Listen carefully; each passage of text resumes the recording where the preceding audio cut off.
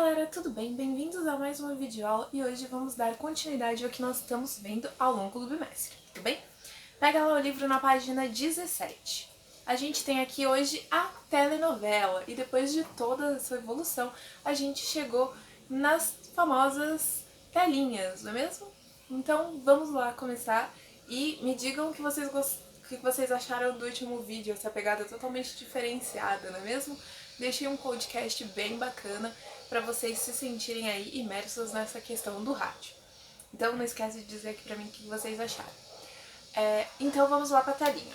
Logo aqui de início a gente tem o primeiro textinho que fala sobre paixão, amor e perdão.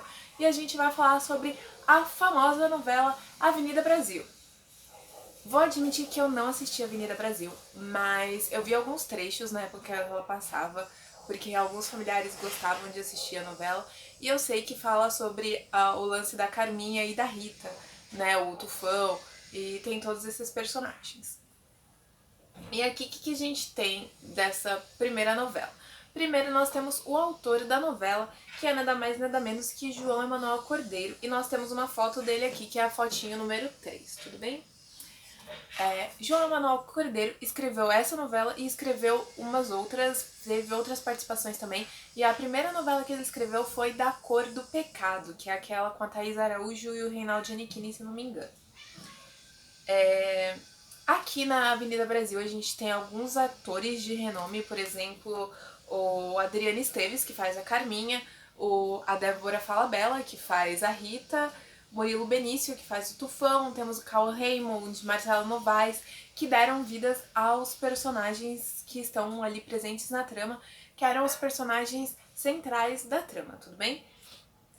A novela conta essa história da Rita, que era uma menina doce, que o pai acabou casando com a Carminha, que faz jus à madrasta malvada, não é mesmo? Ela vai lá e apronta todas as dela, o pai da Rita, infelizmente, né, sai de cena, mas a Carminha acaba deixando aí um trauma na Rita e várias mentiras e várias coisas que ela apronta.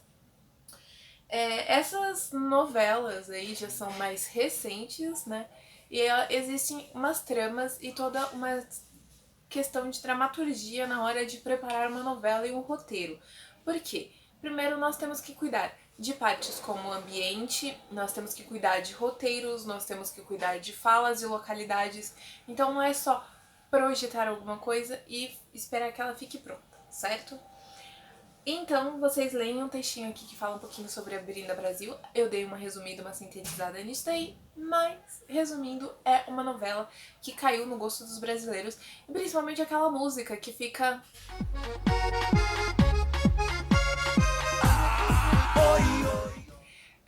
Pois é, essa música aí tomou conta da população, tem as contas da Nazaré que aparecem nos memes, do mesmo jeito que tem a parte do Avenida Brasil, né, que é aquele encerramento com as bolinhas coloridas, que muita gente usa em memes também, não é? Que fica aquele pum, bem bacana. Que as pessoas gostam de fazer memes com as novelas, com a vida real em geral. Aí ao lado nós temos dos quadrinhos as novelas. E aqui nós falamos um pouquinho sobre João Emanuel Carneiro e como ele era apaixonado pela arte de inventar e contar histórias. E aí traz que desde os 14 anos ele já começava a preparar algumas HQs e foi responsável por auxiliar em algumas produções como Castelo Rá-Tim-Bum, 0 a 0, Central do Brasil, Deus é Brasileiro, que são produções brasileiras que é importante às vezes a gente saber. Então, nós temos aqui o bannerzinho do Castelo Rá-Tim-Bum e também fala da primeira novela dele, que eu disse lá no início que foi o Da Cor do Pecado, que foi a primeira novela que ele escreveu. E aí nós temos aí dois roteiros dele, duas novelas que ele escreveu que nós podemos comparar para ver qual é o estilo do ator, tudo bem? Enquanto ele tem aí uma novela que é um pouco mais romântica, com o Da Cor do Pecado, nós temos ali do outro lado uma novela que tem várias intrigas e várias coisas por trás. Então, nós podemos ver que o autor ali é bem versátil nessa questão. Lá na página 18 nós temos Vivência e Registro em Arte, que tem 4 perguntinhas. Uma delas eu até respondi aqui, né, que eu não assisti a Avenida Brasil, mas caso vocês tenham assistido, escrevam aqui. E no textinho ao lado nós temos o teleteatro. E aí nós temos, aqui isso começou em 1951. Então, o que acontece? Em 1950, 1951, essa transição, os atores eram atores de peças. Então, eles não eram atores de novelas, eles eram atores de peça e as peças foram adaptadas como novelas. Então, não eram escritas as novelas propriamente ditas. Eram encenadas as peças e aí essas peças passaram a ser representadas na televisão. Por mais que existissem as radionovelas e as fotonovelas, elas ainda não tinham como ser preparadas, eles ainda não estavam nesse processo de fazer essa movimentação da tele ou da rádio para a novela em si. Então, o que eram representados? Algumas peças. Então, essas peças eram representadas ao vivo e mostradas na televisão. Tudo bem? E aqui nós temos a foto, a primeira e a segunda foto, que tem a Fernanda Montenegro e o Sérgio Brito, que é um diretor, tá bom? E eles estão aqui fazendo as contracenas. Então, temos que ver que Fernanda Montenegro é uma atriz que tá aí há muito tempo, foi dos teatros para as novelas e tá fazendo, sempre fez muito sucesso, certo? Uma excelente atriz.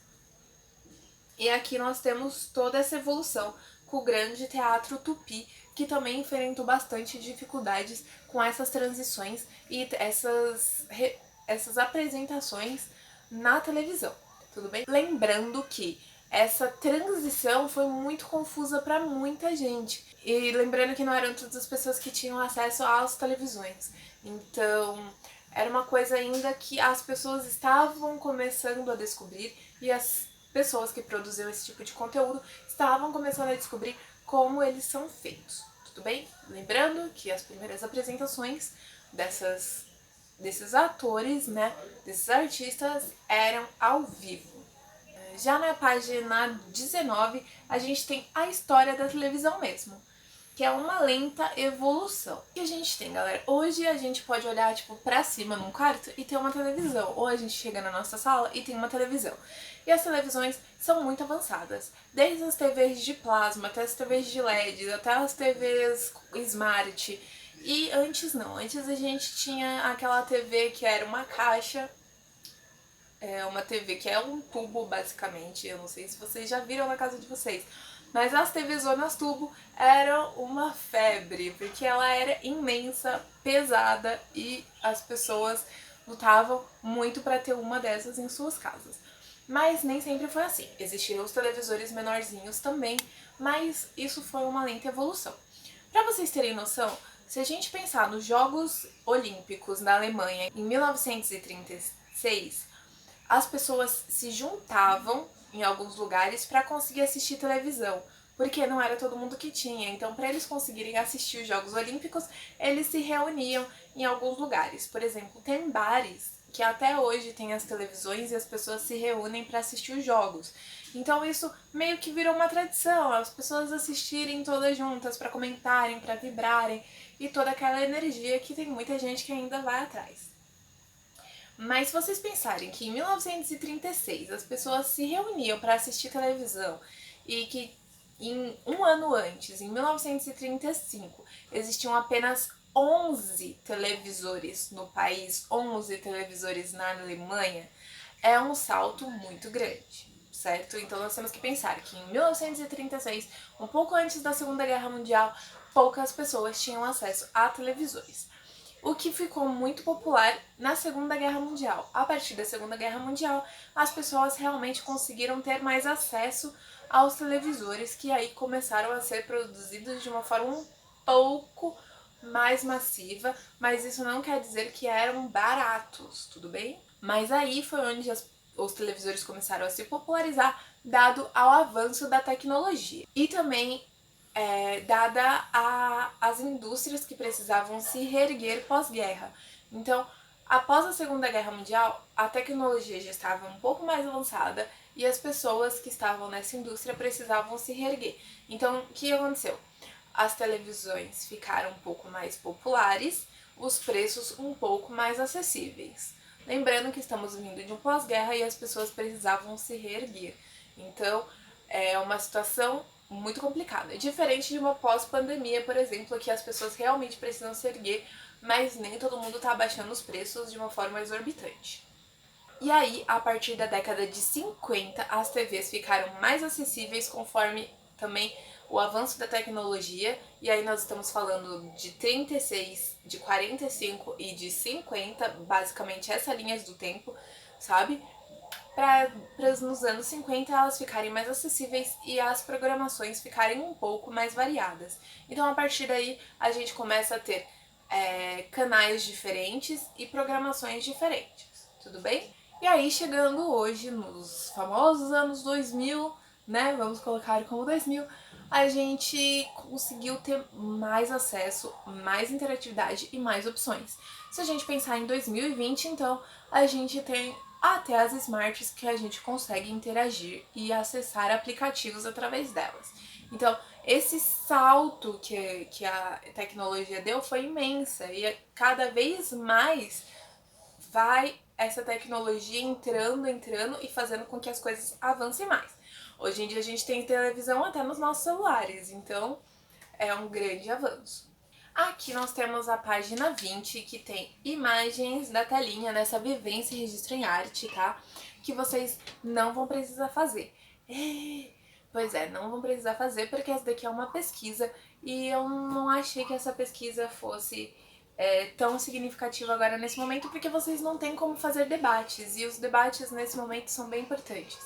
Então, como não vai haver um debate que você possa fazer com a sua dupla, eu preferi que essa atividade não fosse feita. Mas a atividade da página 18 deve ser feita e entregue pelo Escolhas, tudo bem?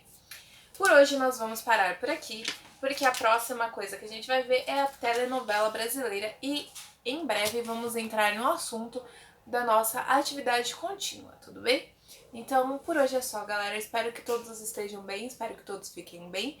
Qualquer dúvida, por favor, deixem aqui pra mim, mandem no Schools e que eu vou tentar ajudar vocês, tá bom? Então, por hoje é só, galera. Se cuidem e até! Tchau!